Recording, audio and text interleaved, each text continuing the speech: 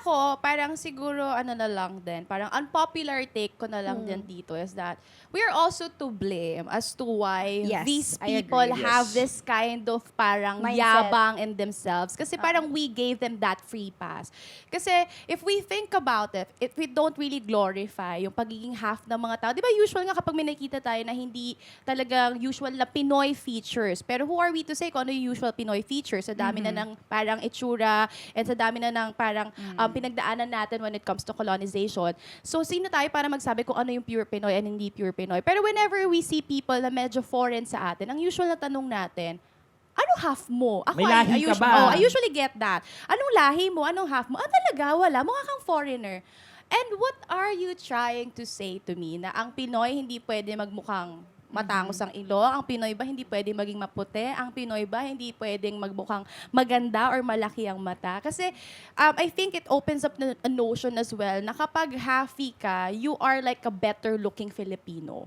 Yeah. So yun kasi yung parang naging tono ng dating niya na kaya parang nag-excel tayo sa pageantry because of the halfies. Because parang, yes, they have like, parang may tatawag tayong privilege, pretty privilege, high privilege, na minsan talaga kapag pure Pinoy ka and galing ka talaga sa linya na mukha, dating-dati pa, like mga katutubo, you don't have. Pero I don't think it should be a standard, it should be a privilege in the first place. Kaya it really opened up a can of worms as to why we are giving these people those privileges. Parang yun kasi yung dapat maging conversation doon eh. Na tayo yung nagbigay sa kanila ng kapangyarihan kung bakit ganun yung tingin nila sa sarili nila. Kasi in the first place, sa national pa lang, if hindi ganun kataas yung standard natin pagdating sa beauty, if we don't see white people, if we don't see people with tall noses or yung mga matataas na ilong as a standard of beauty, hindi naman sila mananalo sa national pa lang. And kapag hindi sila nanalo sa national, hindi sila makakapag-represent ng Philippines sa international stage.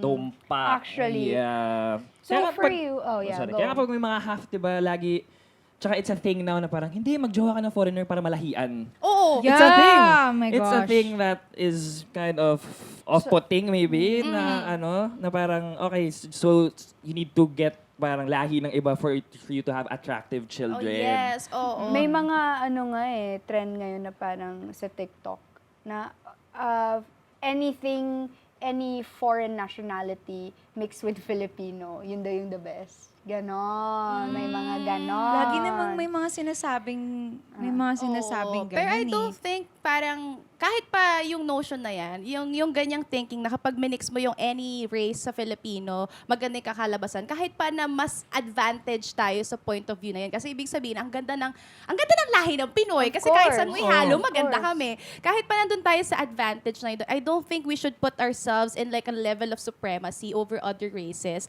Kasi iba-iba tayo ng attributes, iba-iba tayo ng characteristics. Di ba nga, may mga studies before na yung mga people from high mountains, yung mga mapuputi, they develop tall noses kasi they have to adapt to the weather of their country.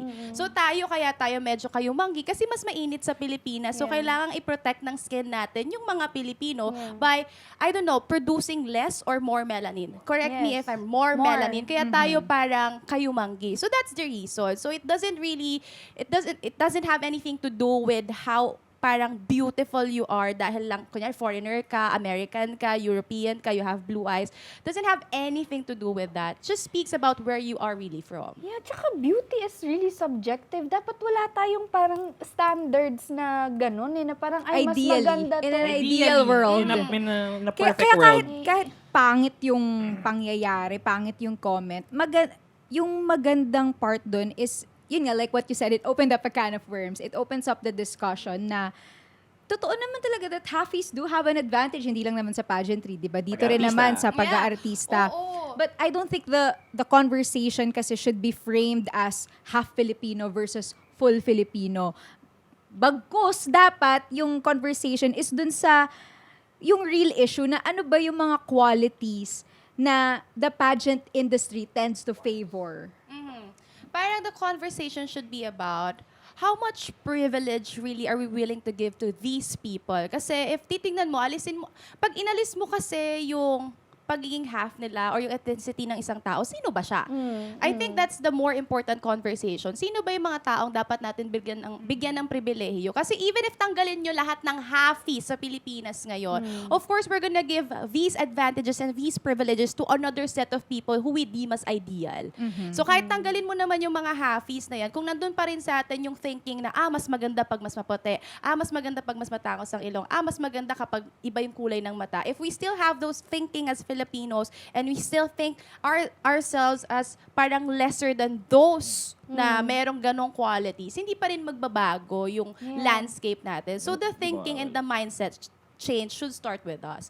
Na dapat di natin sila pinuput into pedestal. Kasi same lang na tao yan di ba? Exactly. So wala tayo dapat basic standards of beauty, but rather what we should have is basic standards of decency. Ito bang mga taong binibigyan natin ng plataforma, ito bang mga taong binibigyan natin ng oportunidad are people who are willing to give us the same decency and respect. Yeah, ang daling kutyain, pero naging participative din naman tayo dun sa pagbuo ng sistema na yon, sa pagbuo ng standard na yon Kaya, it's also time to examine ourselves. It's very rooted sa natin, no, colonial parang natin, na anything that's foreign is superior. No, but also Yeah. some things are better left unsaid, most especially in public. So if you think that way, na parang yung na-halfies yung thought process ni Brandon, hindi mo na kailangan sabihin yun out in public. Like, get? Just sabi mo, sana nag-shut up na lang. Shut up ka na lang! You better show you mirth. Yung parang ganun na lang ba? Like, Okay ka, Beto? No, that's true. Kasi all of us, we have our own opinion. Okay, who are we to make them change their minds, diba? Hindi natin kontrolado maraming bagay dito sa mundo. Ang sa akin lang naman, it pays to know what to put out there.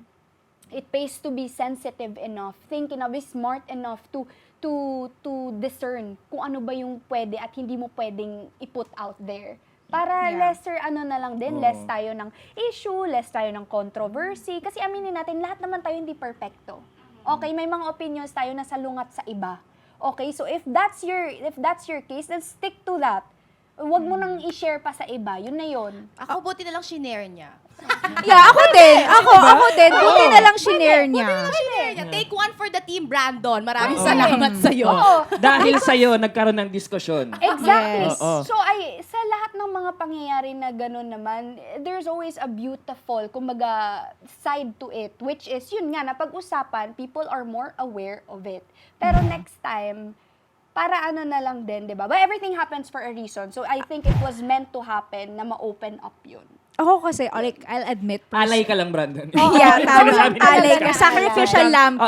Oo. Pero ako, I'll admit, personally, I feel a special sense of pride talaga when I see a fully Filipino contestant become a front runner. And that's not because I dislike half Filipino candidates, but because it feels affirming para sa akin na full Filipino to see features that I recognize in myself, represented on TV. So, parang the goal shouldn't be to stop half Filipinos from succeeding, but rather yung gumawa tayo ng pageant culture kung saan women and men of different looks, ethnicities, backgrounds have an equal chance of being seen as beautiful and competitive.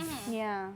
And, yeah. And I feel like Filipinos take pride kasi in their nationality. Di ba minsan kapag may mga nananalo sa America's Got Talent na half Yes, Filipino. ang bilis! Bilis natin na Yes. half Yes. Filipino, something won. Philippines! Ngayon sa Uy, NBA! Philippines! Ganon. Kabayan versus And also, kabayan. I feel like it speaks a lot about how we are so intact as a race, lalo na kapag ang inaatake is yung race natin. Kasi we call out, parang mga YouTubers, we call out yung mga content creators na nagkakaroon ng Filipino baiting. Laging gumagawa ng Yes. content Yes. about Filipino Filipino. baiting. Yeah. So that speaks a lot about how we view ourselves as a whole race. Na yes, Pinoy tayo, pero we are not people that can be demeaned and can be belittled by other nationalities just because they think that they are more superior. So tama, parang we take pride talaga whenever we see people na may pagka-Filipino or full Filipino na nagki-carry ng pride ng Philippines. And that's what we're asking from these people. Yeah. We have given you pride, actually. We have given you pride because we entrusted you with the the sash of the Philippines, for you to carry the name of the Philippines across your chest and represent us Filipinos, even if you don't speak Filipino, even if Yeah. you don't know our national anthem, even if you don't practice some of the Filipino practices that Even we if do. you just moved here, di ka Oo. dito tumira. So, wala naman tayong... Label lang yung pagiging Oo. Pilipino mo. Wala naman Yeah. tayong issue sa mga halfies. Ang hinihingi lang natin sa kanila, yes, we acknowledge na meron na talagang privileges at play dito. Hindi naman natin tatanggalin yan. Kasi even if hindi ka halfie, kahit nga pure Filipina ka, basta may itsura ka, you Basta have the privilege. Eurocentric yung Oo, features yung feature mo. mo. Correct. Parang, ang tingin namin sa'yo, maganda ka or you have these privileges. Ang hinihingi natin dito sa mga halfies na to, dapat despite knowing of that privilege, you don't use that to take advantage of your fellow Filipinos. Yeah. So ito, Yes. mabilis lang nasagot for us. If you were in his position at nakapag-post ka na maraming na-offend, how would you rectify the situation? You cannot rectify anything. I feel like what you can do lang is to parang admit that you did something wrong or you said something wrong, and from there, change and become a better person. Di mo naman mababago yung nangyari. Yeah. You've said what you've said, you've done what you've done, ang dami nang naapektuhan, ang dami nang na-offend. So what you can do is own up to that. Kasi ang una niya pang ginawa, parang sinisi pa niya sa PA Sa PA niya. niya. Kaya Parang, wow, nga eh. man up, te. 'Di ba? Man up, 'di ba? Parang ako kung Happy sinabi ba yung PA mo? Pinay. Ikaw ba, Thea? Ikaw, Thea?